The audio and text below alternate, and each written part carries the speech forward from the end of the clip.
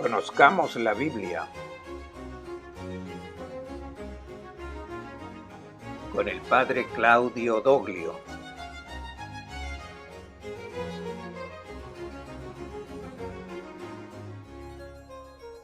El Evangelio según Marcos. Enfrentamientos en Jerusalén y anuncio del gran final. Después de la entrada de Jesús en Jerusalén, Marcos narra un día en el que Jesús no hace prácticamente nada, sino una acción significativa. Dice el evangelista que estaba en Betania y por la mañana Jesús y sus discípulos fueron a pie a Jerusalén. Pasando, Jesús ve una higuera completa de hojas. Se acerca para recoger un poco de fruta, pero no hay nada. Jesús pronuncia una dura palabra de condena contra la higuera. Los discípulos escuchan y no reaccionan. Llegados al templo, Jesús expulsa a los vendedores de animales para los sacrificios. Es un gesto de agresión a la estructura del templo. No se trata simplemente de limpiar o condenar la corrupción. Es precisamente la intención de desafiar ese mercado en que el templo se había corrompido. La práctica religiosa consistía en comprar y vender, darle a Dios algo para obtener de Dios algo en cambio. Es el pensamiento religioso comercial habitual, que es un regateo de la salvación. Jesús regresa a Betania en la noche, después de haber creado confusión en el templo. Por la mañana, al seguir la misma ruta, pasan cerca del mismo árbol de higos y la higuera estaba completamente seca. Los discípulos se lo hacen notar. El árbol que ayer maldijiste se secó. Es una acción profética, simbólica, importante. La palabra de Jesús es eficiente, funciona. Esa palabra contra la higuera sin frutos es un signo profético que debe hacernos comprender la trágica validez de la palabra de Jesús contra el templo que no produce fruto. El problema está ahí. El problema es la estructura religiosa infructuosa que no da los buenos frutos que Dios esperaba. Y una vez que llega al templo, Jesús es interrogado inmediatamente por las autoridades. ¿Con qué autoridad y con qué permiso expulsaste ayer a los mercaderes del templo, quienes tenían todos los permisos para hacer este comercio? Y aquí comienza una serie de diálogos o controversias polémicas con los diversos representantes de los grupos religiosos del templo. Respecto a la autoridad, Jesús no responde, sino que hace una contrapregunta. ¿Por qué no aceptaron a Juan Bautista, según ustedes? ¿Su bautismo venía de Dios o de los hombres? Esas autoridades tenían miedo de comprometerse, no querían decir ni sí ni no, y Jesús, frente a personas indecisas que no pueden tomar una posición, dice que tampoco le responde. Y narra la parábola de los vinateros asesinos. Una imagen sabiamente diseñada por Jesús, porque las autoridades religiosas del Templo de Jerusalén eran terratenientes ricos y tenían muchos viñedos en Galilea. Y en esos años a menudo hubo levantamientos campesinos contra sus amos. Ellos probablemente se imaginan que Jesús con esa historia quiere decirles que es necesario tener paciencia con los campesinos, que tienen que ayudarlos, que tienen que ir a su encuentro y perdonarlos, incluso si no quieren entregar la cosecha. Y frente a la historia de un dueño de la viña contra quien los campesinos se volvieron en contra, quienes han visto maltratar y matar a los sirvientes y luego después de haber enviado a su hijo lo mataron, Jesús les pregunta, ¿qué harían ustedes? Ellos, poniéndose en el lugar del dueño de la viña, le dicen con dureza, es necesario eliminar a esos delincuentes. El dueño tendrá que castigarlos severamente. Y Jesús descubre las cartas y da vuelta a la situación diciéndoles, han juzgado bien, solo que ustedes no son el dueño de la viña. Ustedes son los campesinos rebeldes. El Señor es el dueño. Ustedes son los alborotadores y quedaron al descubierto. Han formulado su autocondenación. Dijeron que merecían un castigo grave. Después los fariseos le preguntan si es legal pagar impuestos al César. Es una pregunta engañosa. Si dice que sí, va en contra de los religiosos fariseos. Si dice que no, va en contra de los que están a favor del gobierno de Roma. Y Jesús sabiamente no dice sí ni no. Se hace mostrar una moneda, la devuelve diciéndoles, si es del César, porque esta cabeza es del César, devuélvansela a él. Pero a Dios, devuélvanle lo que le pertenece a Dios, es decir, todo. Todo proviene de Dios y toda persona debe ser suya. Los saduceos que no creían en la resurrección de los muertos le piden su opinión y le cuentan una historia de broma respecto a una mujer que había tenido 7 esposos y uno después del otro habían muerto. Y para seguir una antigua regla de Moisés, el hermano del difunto se había casado con la viuda y así sucesivamente. En este punto le preguntan, como si hubiesen creado una historia extraordinaria de teología, en la resurrección de los muertos, ¿de quién será esposa? Si los muertos resucitan, la mujer se encontrará con 7 hombres, hermanos, que han tenido la misma esposa. ¿Qué hace una familia con 7 maridos y una mujer? Y sonríen como para decir, te hemos puesto en aprietos. Jesús responde con decisión. No conocen el poder de Dios, no conocen las escrituras, no tienen la mínima idea de lo que es la resurrección, porque será algo completamente nuevo y diferente.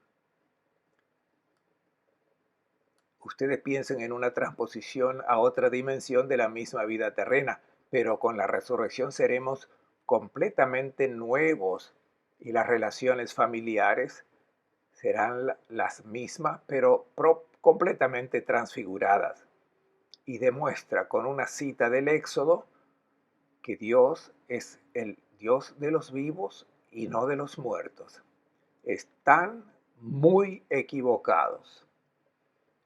Un fariseo le pregunta cuál es el primer mandamiento y Jesús tranquilamente le muestra la coherencia entre el amor de Dios y el amor al prójimo y pone juntos a estos dos proyectos citando el Deuteronomio y al Levítico para indicar cómo este es el camino correcto. Luego a su vez propone él una pregunta sobre el Salmo 109 que comienza, Oráculo del Señor Dios a mi Señor, el Mesías. La tradición atribuía a David esta poesía. El antiguo rey David presenta un oráculo de Dios dirigido al Mesías, pero David lo llama Señor al Mesías. Y Jesús pregunta, ¿por qué entonces los escribas dicen que el Mesías es el hijo de David, puesto que David lo llama Señor? Quiere decir que no es simplemente su descendiente inferior a él. El Mesías existe antes de David y es el Señor de David. Es una reflexión exegética importante en un texto bíblico con el que Jesús muestra su convicción mesiánica, pero también la convicción de que el Mesías sea el Señor de David, no simplemente un descendiente inferior. La gente escuchaba a Jesús con gusto.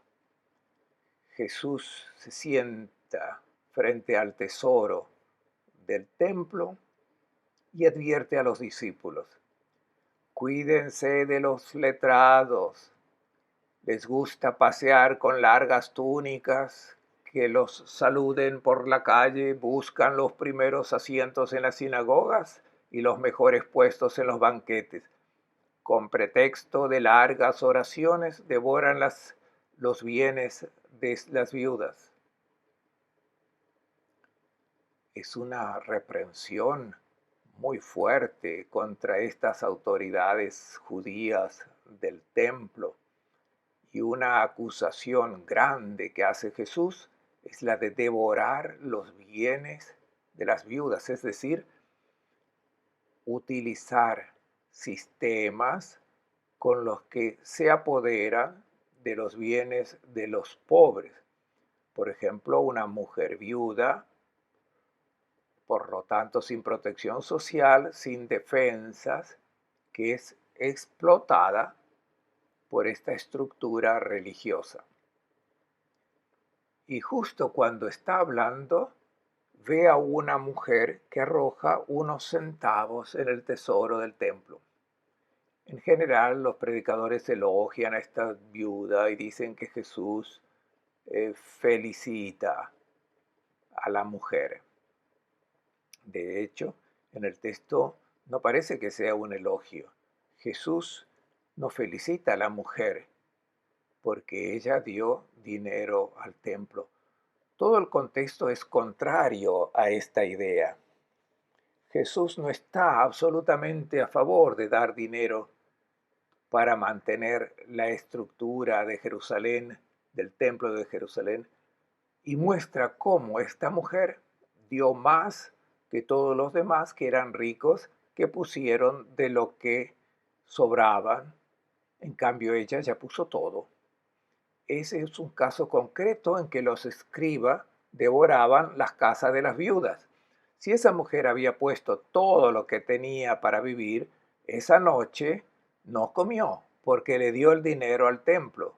Y Jesús no la felicitó, tampoco la regañó, pero es un lamento que él expresa frente a una estructura religiosa que es como una higuera llena de hojas, pero sin frutos, y la dura palabra de Jesús, que suena tanto como una maldición, pone de manifiesto esta realidad. Inmediatamente después salió del templo. Los discípulos le señalan las hermosas piedras del edificio del templo y Jesús pierde la paciencia. Por enésima vez, los discípulos no han entendido la mentalidad de Jesús. Están orgullosos de que el templo sea hermoso. Mira qué construcciones hermosas, qué hermosas piedras. Y Jesús responde diciendo: ¿ven esos grandes edificios? Pues se derrumbarán sin que quede piedra sobre piedra. Una fórmula similar a la que pronunció sobre la higuera. Es el anuncio de una destrucción del templo y es el comienzo del discurso escatológico que ocupa todo el capítulo 13, un texto particularmente difícil, escrito con un lenguaje apocalíptico, esto es, revelador, pero con un género particular en el que se muestran situaciones catastróficas. En griego, catástrofe significa revertir todo, cambiar las cosas de así a así. Jesús anuncia proféticamente el final, el evento catastrófico por excelencia. ¿Cuál es? No dice que sea el fin del mundo. Jesús no está anunciando lo que sucederá milenios después. Anuncia lo que sucederá en unos días, su muerte y su resurrección.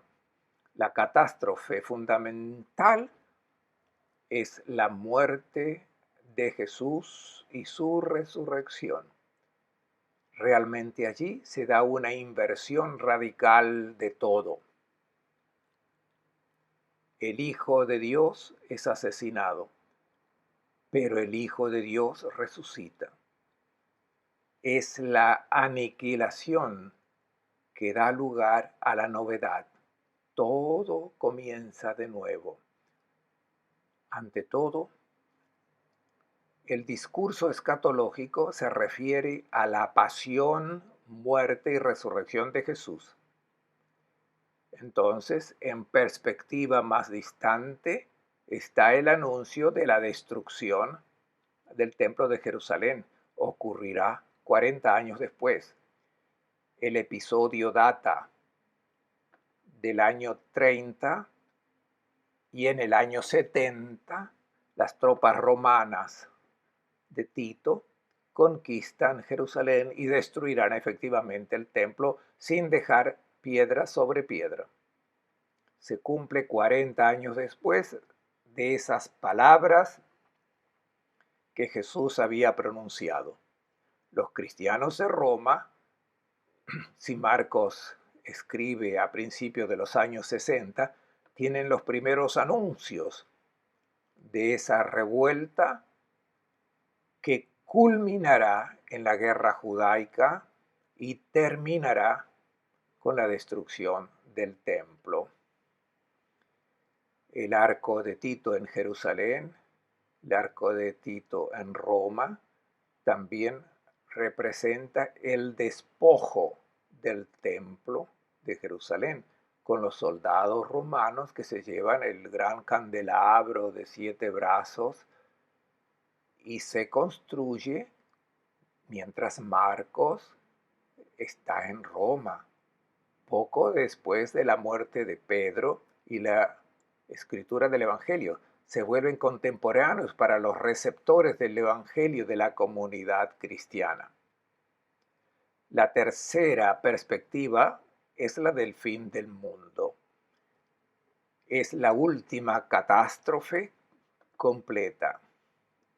Jesús anuncia su muerte, la muerte de Jerusalén y la muerte del mundo, pero anuncia su resurrección, la transformación de Jerusalén y la novedad escatológica del nuevo mundo. El anuncio del Hijo del Hombre que viene en las nubes del cielo es el anuncio de la Pascua, de la resurrección. Luego verán al Hijo del Hombre después de esa tribulación, que es la pasión de Jesús. El sol se oscurecerá, es lo que sucederá en la muerte de Jesús. Después verán al Hijo del Hombre venir sobre las nubes del cielo. Y la última parte del discurso es una invitación a la vigilancia. Estén prevenidos porque no saben cuándo va a llegar el dueño de casa. Y hace una lista con 4 horarios. Si al anochecer, o a medianoche, o al canto del gallo, o de mañana. Que al llegar de repente no los sorprenda dormidos. Lo que les digo a ustedes, se lo digo a todos. Estén prevenidos. Estas 4 indicaciones de hora, al anochecer y a la medianoche y al canto del gallo o de mañana, dan el esquema de la historia de la pasión que inmediatamente después, en el capítulo 14, comienza y es la conclusión de la gran narración del evangelista Marcos.